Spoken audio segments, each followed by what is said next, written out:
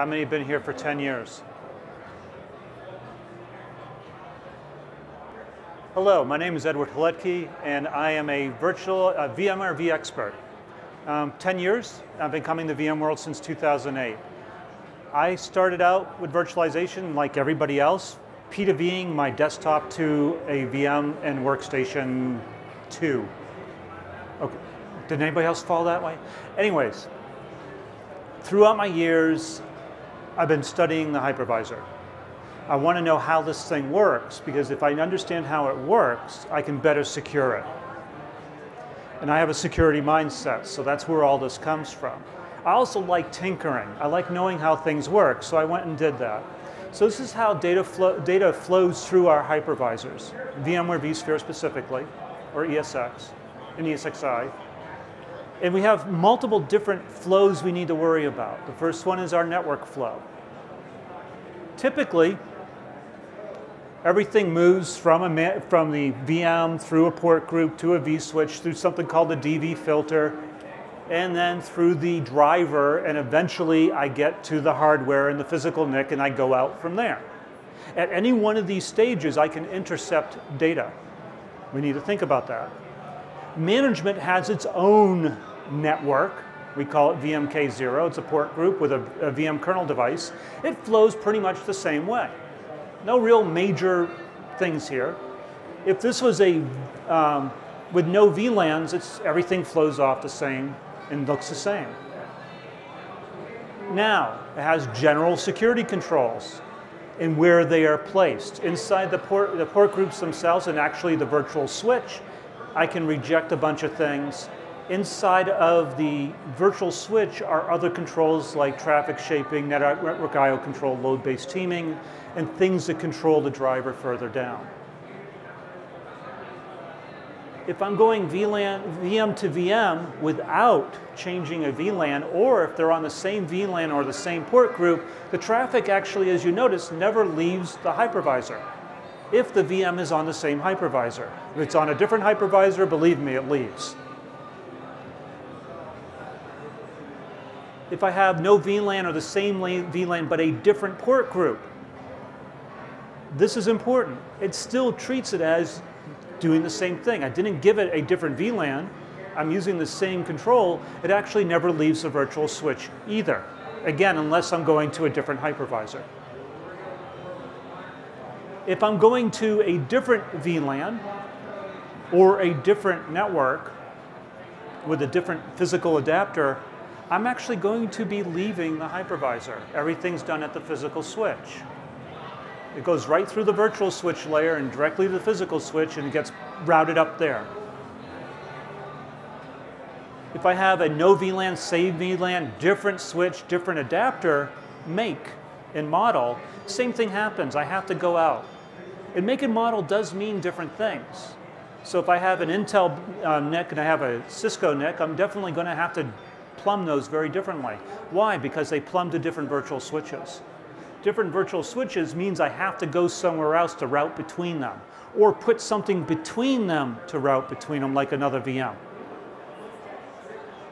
Again, I'm going in and out, and management does its own same thing. Now, here's the thing. Routing between things that are in the different hosts is only capable if the top of rack or further up is allowing you to do that route.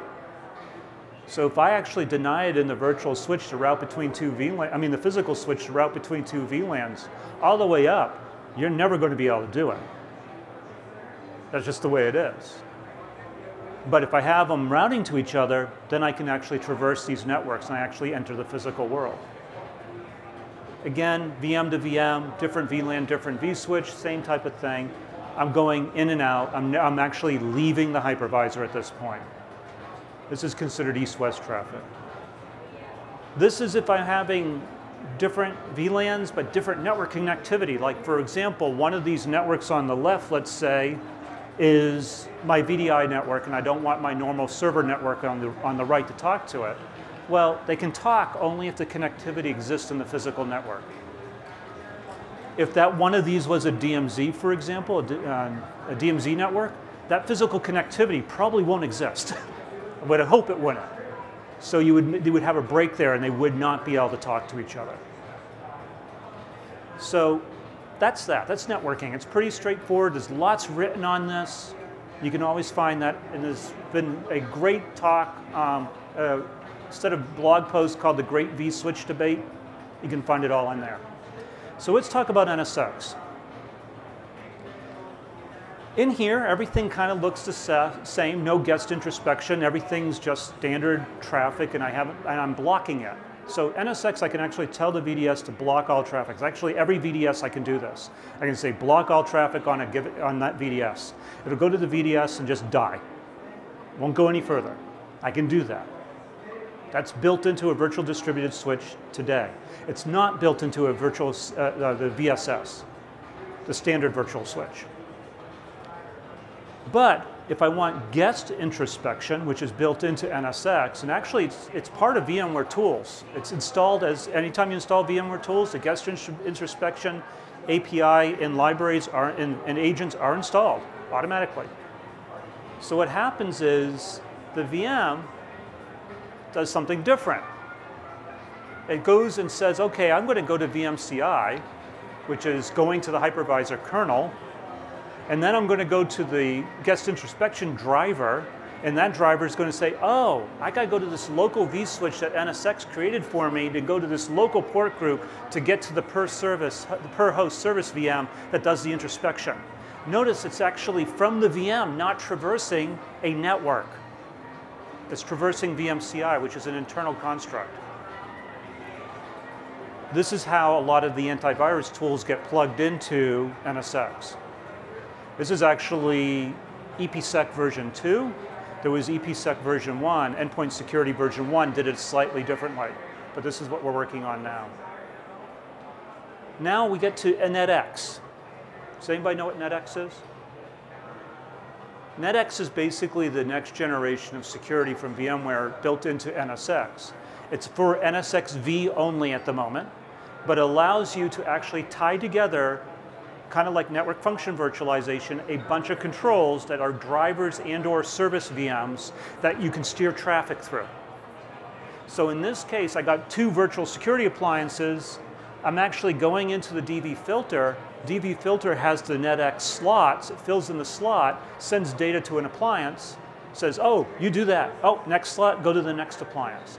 Any one of these appliances could say, don't deliver that traffic, or modify the traffic, or do anything I want to it. And then it'll pass to the next one and the next one. And there's only a limited number of slots, so there's only a limited number of things I can do here. Again, if it's allowed, then the traffic would be allowed out and follow the same path of the network switch that we were talking about.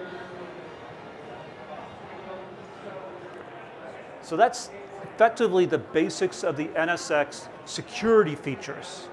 When it comes to the logical routers and everything like that, it's really just your DVS with a few other things thrown in and VMs to link things together. It's the best way to look at it. Virtual disk caching. This is actually really interesting. How many caches do you expect to be in your disk cache all the way down to your hardware? How many caches exist naturally? 2, 3, 10, 1, none? So generally the normal usage is the VM goes to a local disk cache. One way, there's always a cache on there. Another path would be going to the cache at the remote disk. Every disk has a cache in it. So we got to think about that. All data at the cached within an array or within inside of the hypervisor hardware is actually always cached. I can cache in the array at the disk, but I also cache at the array itself. All arrays have caching, believe me. So I got multiple paths here. Anything above that is uncached. Now, I can actually cache in the HBA. All host bus adapters, all SCSI devices have caches built into them for the exact same reason. So now I'm caching in multiple layers. Again, anything above that is uncached. So this is, sorry, yes. So this is actually a different one. Let's talk about IP storage. We talked about fiber channel, now let's talk about IP. Same thing. I have caching in every array. If I have an iSCSI server, believe me, there's a cache there. And again, I have to worry about where things are happening. So some other controls, multipath protocols, storage I/O controls, all happen roughly at the driver layer. Anything above that is uncached. So what's happening is internally, when I start going to iSCSI, I have to transport from iSCSI to the iSCSI driver stack. There's a storage driver stack where the VIO is, but then I have to go to the VM kernel switch, which actually gets me down into networking again. Excuse me. Anybody use VFRC?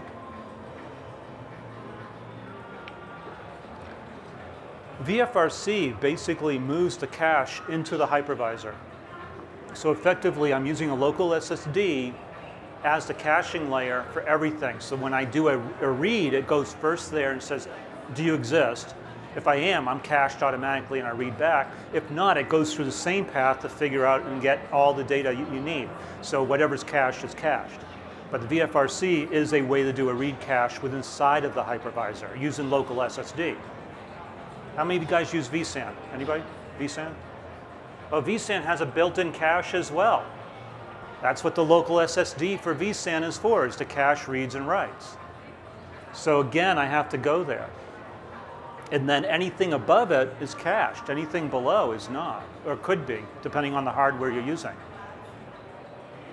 So you can actually tie VFRC and vSAN together if you have enough local SSD, if you want to, and get more caching. Here's the thing about caching. It all stacks. The more caching you have, the faster things are, and you can stack all your caches.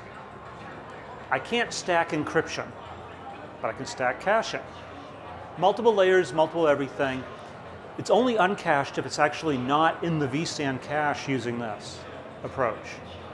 I don't know anybody does this, but I just figure I'd document this for posterity, in case. So virtual disk encryption, we went through caching, many layers, all there. Virtual disk encryption is very different.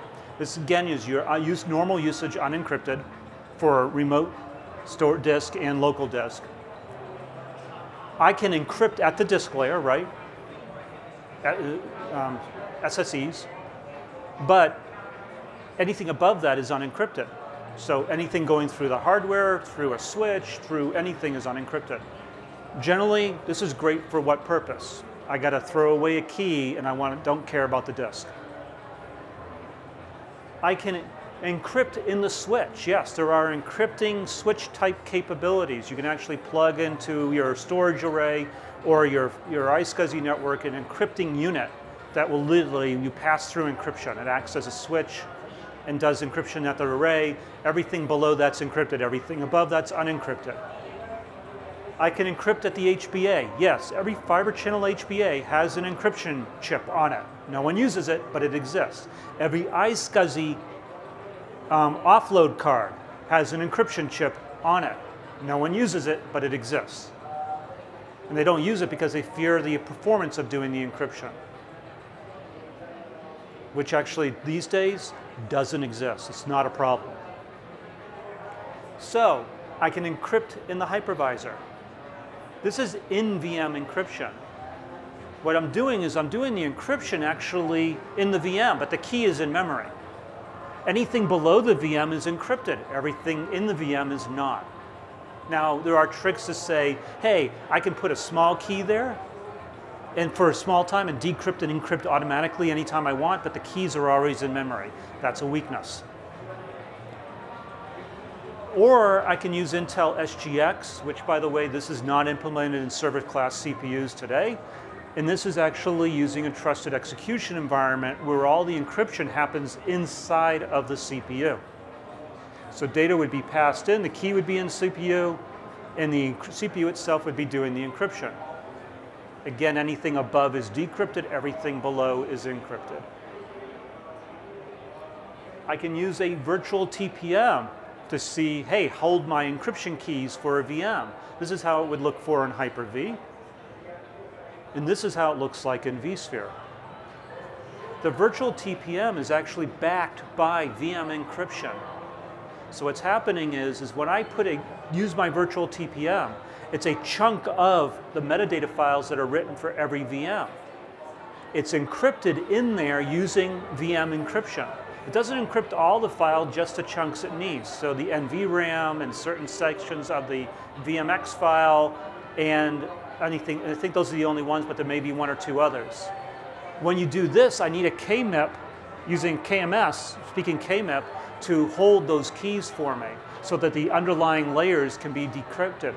The key cache is where I stick those keys. This is very complicated. So let me back this out. So unencrypted in key and memory in the VM. I can read the key out of the virtual TPM. So if I even have a virtual TPM, I put the key in it, right? Well, I have to read it out to do the decryption. But the key's safe because it's outside of somebody's control. It gets read in the memory. Someone changes it, you just read it again. No one can write to it again unless you have the right permissions, right? Can those permissions be gained? Yes. But it's backed by all the layers of VM encryption, which happens inside the, let me see if I can do this, there we go. Nope. The IO filter that's in place for the storage does the actual encryption of the bits that need to be encrypted when they get written to the disk. It's NVRAM swap file, parts of the VMX file, and a few other things as I was documenting. The key that gets written is one that the VM just can't see for the virtual TPM. But I can store in a virtual TPM other keys. So the VM itself can't decrypt what the virtual TPM has. That's actually a nice feature. This is VM encryption itself. It goes through the VIO, the IO filter, and the driver. Everything at the IO filter, below the IO filter, is encrypted. So not a little less complex, but what we're doing is, again, the KMS sticks the stuff in the key cache on a per host per basis. That's why you need a KMS. You can't do this without one. It needs to be KMIP 1.1 or higher.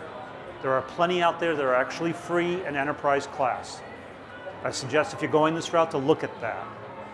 But everything gets stuck into that key cache. That lasts through a reboot, but also it gets re-updated every time you reboot to make sure that you got the right keys out of the KMS. So the ultimate holder of the key is not the key cache, it's the KMS. You need multiples of them. So what happens is when I go through VIO, I then hit the IO filter. The IO filter gets the key cache, does the decryption or the encryption of the bits so you can read and write. That's how it works. vSAN encryption is basically a little different. VM encryption is doing it at the IO filter. In other words, as data passes through the SCSI, the virtual SCSI adapter, it's going to encrypt somewhere in the filtering stage. vSAN itself is a driver. So what they're doing is they're using that same key cache and pulling it into the vSAN driver and doing the encryption and decryption so you get data at rest encryption. Again, everything above the vSAN driver is unencrypted, everything below is encrypted. The advantage to both VM encryption and vSAN encryption is that the key for the encryption is never in the VM. VM can't see it. I, as an administrator, can't get to it. I, as an administrator of the VM, cannot dump memory and get to it. This is an important thing. That's always been a weakness with encryption inside of VMs.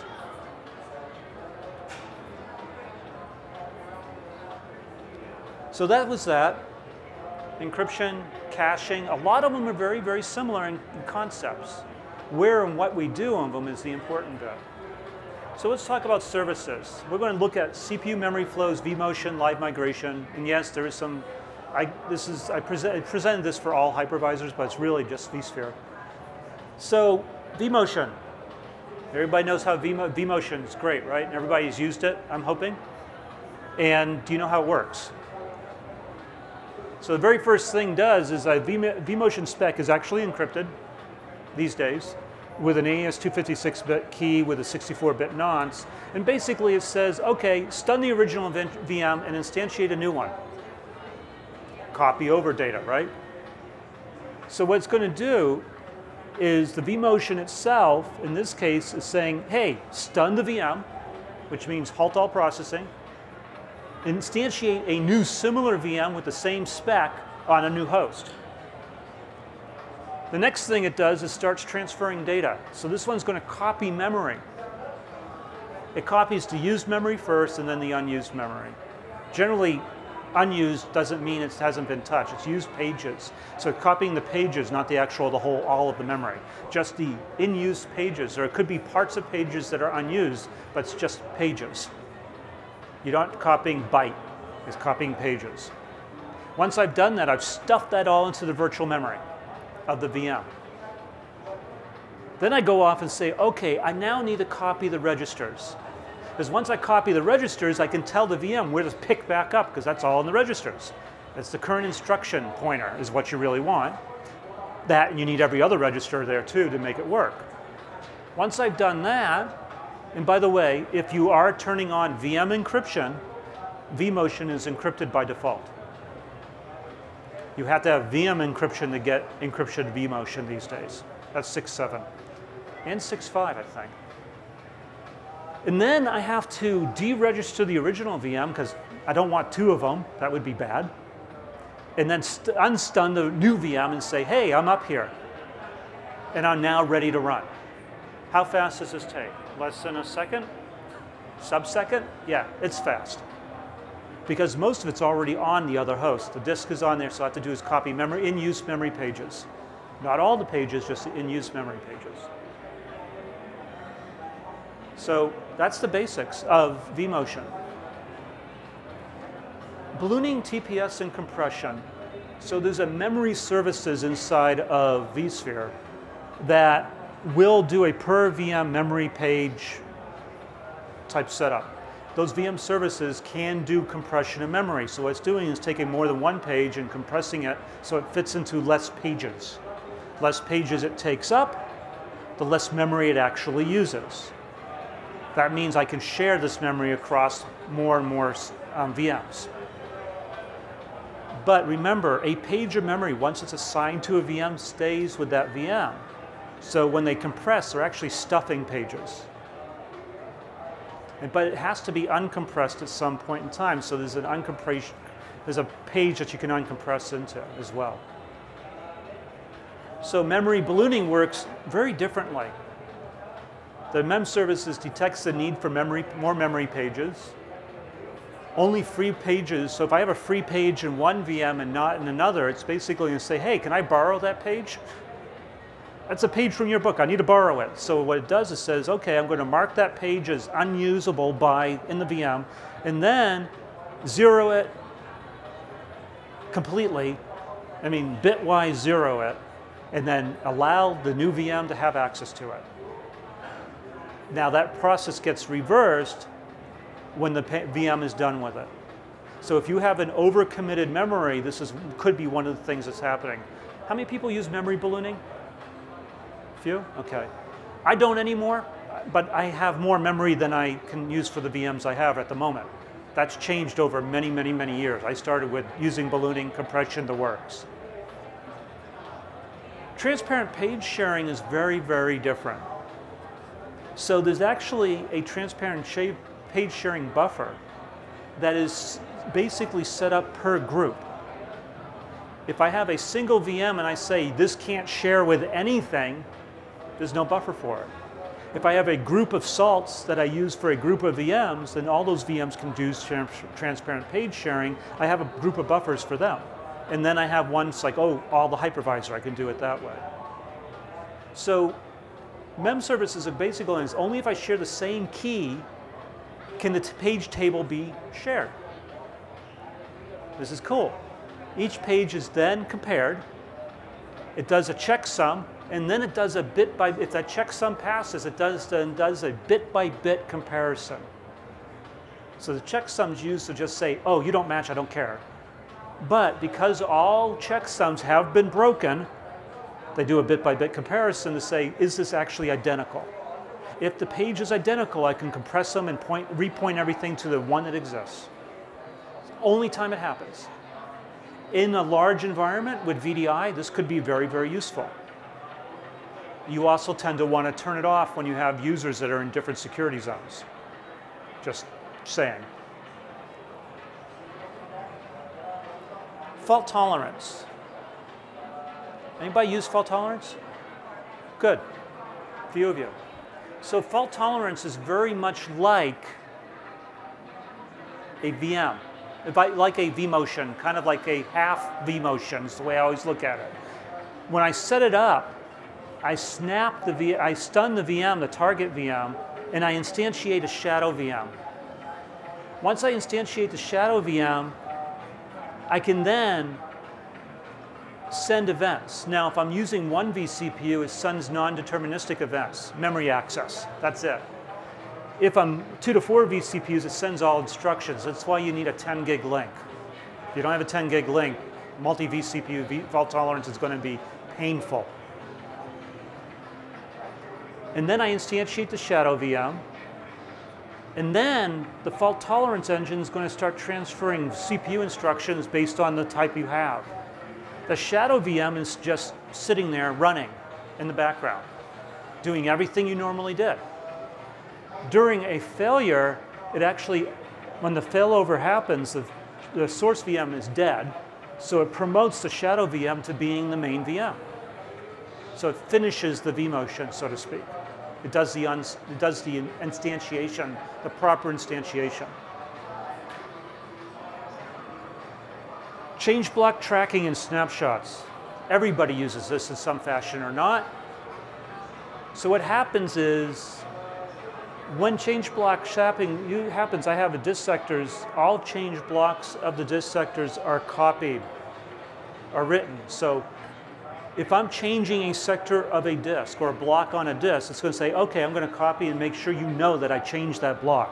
So change block tracking is a journal of all that, so that when I know what to copy into my backup or to repair, I have a list, which is kind of cool.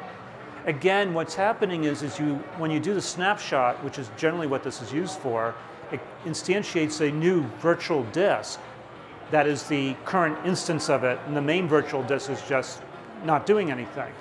But there's a CBT file that actually is being written to for the change block tracking as well as the virtual machine. Snapshot services work the same way, except that you're not actually using CBT unless you ask for it. It's going to stun the VM, and if it's encrypted, by the way, this won't work. It's going to create another disk, and it's going to repoint it to the new disk. That's all it does. So I have an instance, but the CBT file is also being used at this time, usually. You can tell it not to, but most people do. You can have multiple snapshots.